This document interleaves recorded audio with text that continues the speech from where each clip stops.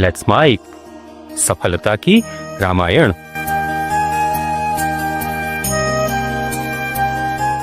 श्रीमद् रामचरित्र मानस के मंगलाचरण के पश्चात आज हम चौपाई में प्रवेश करते हैं। पहली चौपाई गुरु महाराज को समर्पित है। मैंने पहले ही बता दिया कि अभी मानस गुरु गीता पर संवाद चल रहा है और श्रीमद् रामचरित्र मानस की पहली चौपाई वंदौ गुरुपद पदुम परागा सुरुचि सुभास सरस अनुरागा और दूसरी चौपाई है अमीय मूरी मय चूरण चारु समन सकल भवरुज परिवारु। यानी गुरु महाराज के चरण की रज से सकल भवरोगों का समन करें। सफलता की रामायण में संदेश यही है कि गुरु महाराज के चरण की रज से जीवन के सकल भवरोगों का नाश करे और गुरु चरण रज जो है वो एक विमल विभूति है जिसकी चर्चा हम करेंगे। तो पहली चौपाई का गायन करें। वंदव गुरु पद पदुम परागा सुरुचि सुबास सरस अनुरागा। गुरु महाराज के पैर कैसे हैं, गुरु महाराज के पद कैसे हैं कि कमल के समान है। तो गुरु महाराज के जो चरण हैं, जो पद हैं, जो पदुम हैं, उन चरणों के पराग, उनकी रज कण, उनकी जो धूली है उसको पराग कहते हैं। कमल के ऊपर जो पराग आते हैं उसके बीच जो लंबे केसरों पर जमा करती है जो पुष्प रज है उसे हम पराग कहते हैं। मैं श्री गुरु महाराज के चरण कमल के पराग की वंदना करता हूं। पराग बड़ा सुंदर है, रुचि है, उत्तम वास है और उसमें श्रेष्ठ अनुराग है। यह शाब्दिक अर्थ है। सच पूछो तो मैं पिछले भाग में भी मैंने कहा था गुरु महाराज की वाणी, मुख से निकली हुई वाणी गुरु का पद है और उसकी जो व्याख्या है वो पराग है। मैं उसको प्रणाम करता हूं। वो व्याख्या रुचिकर होती है, बड़ा आनंद आता है। श्रीमद् रामचरित्र मानस की उस सुरुचि व्याख्या सुने तो रुचि करके सुने, अरुचि से नहीं, अपच न हो जाए कहीं पे। उसके लिए भूख जगाए, शास्त्र को सुनने की और जानने की जिज्ञासा पैदा हो, अर्थात ब्रह्म जिज्ञासा हो, सुवास उसे वासित हो। सरस वो बड़ी रसीली व्याख्या है। अनुराग और गुरु पद, गुरु महाराज की वाणी में, गुरु महाराज के चरण की रज में अनुराग पैदा करे। क्योंकि वंदव गुरुपद पदुम परागा सुरुचि सुवास सरस अनुरागा, चार गुण होते हैं। वो रुचिकर होती है, वो सुगंधित होती है, वो खुशबू की तरह महकती है, उसकी महक निकलती है।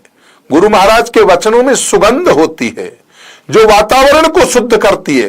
वातावरण कोई नहीं, आपके जीवन को शुद्ध करती है। वो गुरु महाराज के मुख से निकली हुई वाणी है और वो गुरु महाराज के पद चरण रज है। चरणों की रज की इतनी महिमा है। गुरु को प्रणाम करने के लिए इन दोनों अंगुलियों से गुरु महाराज का जो पैर का, दाहिने पैर का जो नाखून है, बड़ा जो अंगूठा है, अंगुष्ठ के नीचे दोनों अंगुलियां लगाए, उसे तिलक करें, ऐसी महिमा है।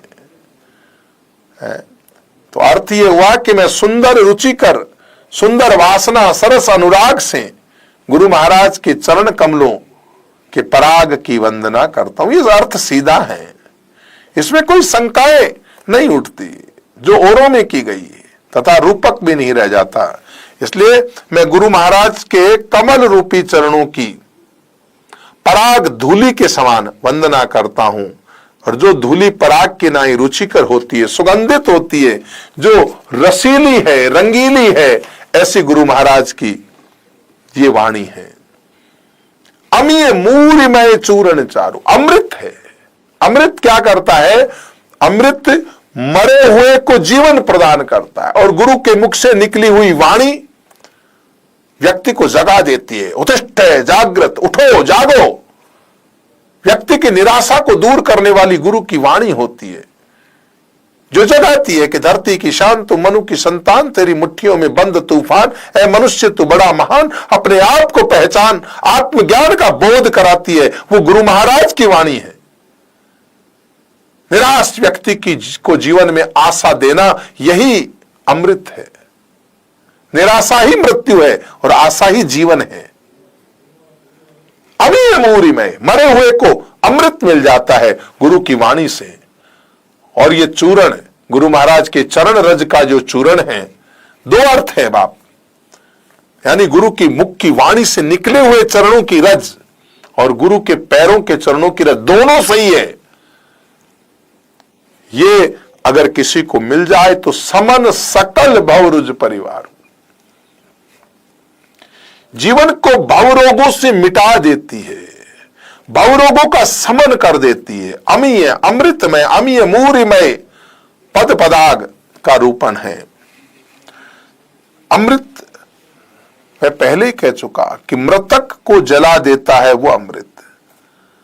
और अमीय मूरिमय चूरण चारु रज, असाध्य भव रोगों का नाश करके जो जीवों को सुखी कर देती है वो गुरु पद रज है। अमृत वैसे तो देवताओं को सुलभ है,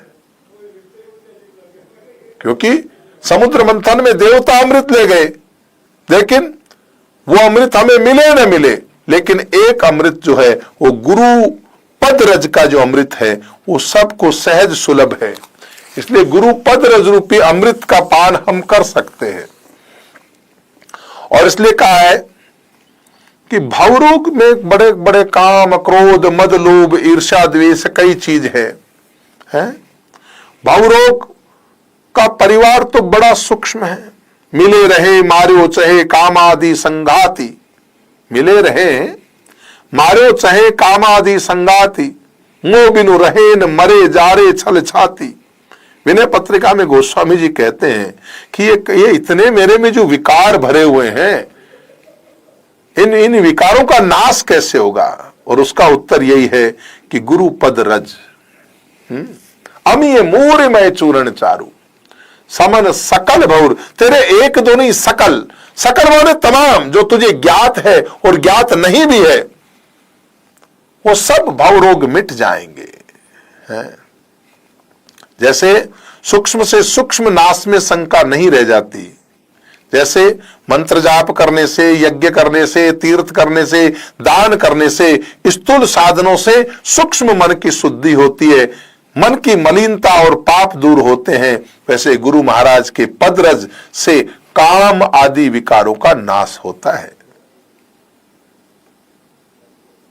तो इतनी इतनी सुंदर व्याख्या जो है वो हम पुनः एक बार इसको गाएंगे।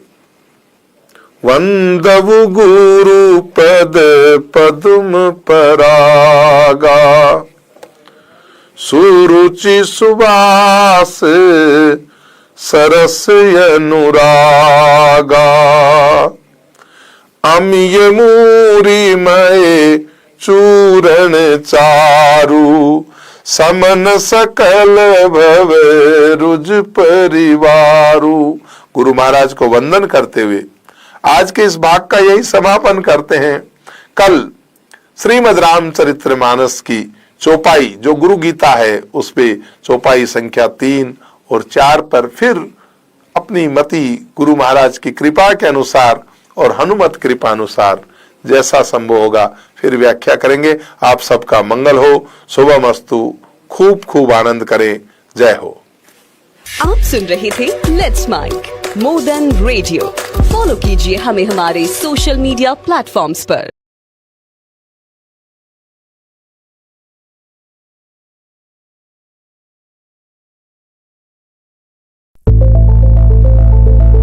It's time for news.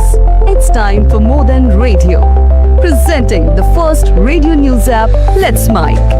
Let's Mic, a news-based app on your phone where you get to watch and listen news, talk shows, interviews, radio show podcasts. On Let's Mic, you get all relevant information of TV, print, radio, podcast, and digital. Let's Mic talks about every segment of life.